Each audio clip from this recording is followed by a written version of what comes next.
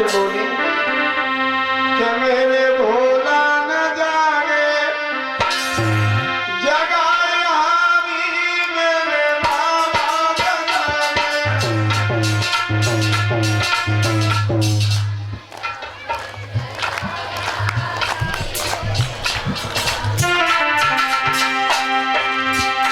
लगाए तो थोड़े थोड़े सारे को करेंगे परेशान है सखी भैया। अरे गंगा जगावे जमुना जगावे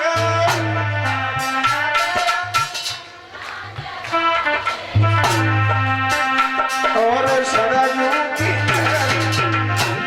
जगाए हारी मेरे भोला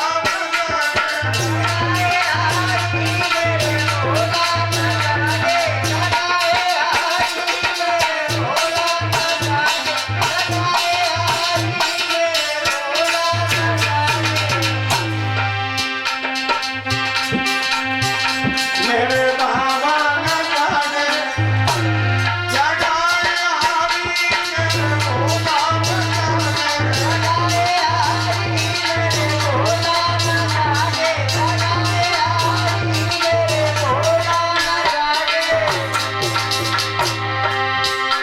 अरे ब्रह्मा जगावे और विष्णु जगावे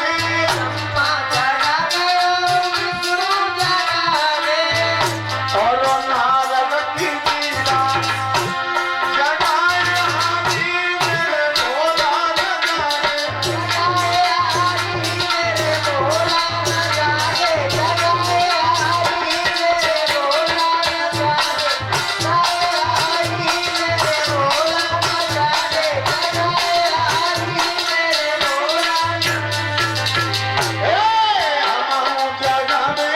हमहू जगावे और तुमहू जगावो तेरे बहादुर जगावे बताई तारी मेरे हाथ भागे तारियां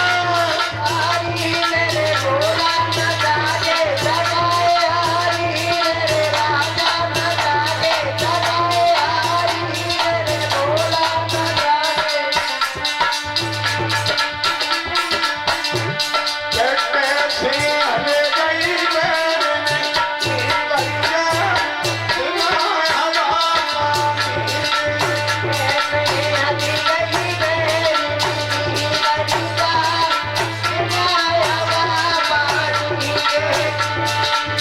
हाथ भागे तालियां तुम्हें कृष्ण भगवान की हाथ भागे ताली बजा।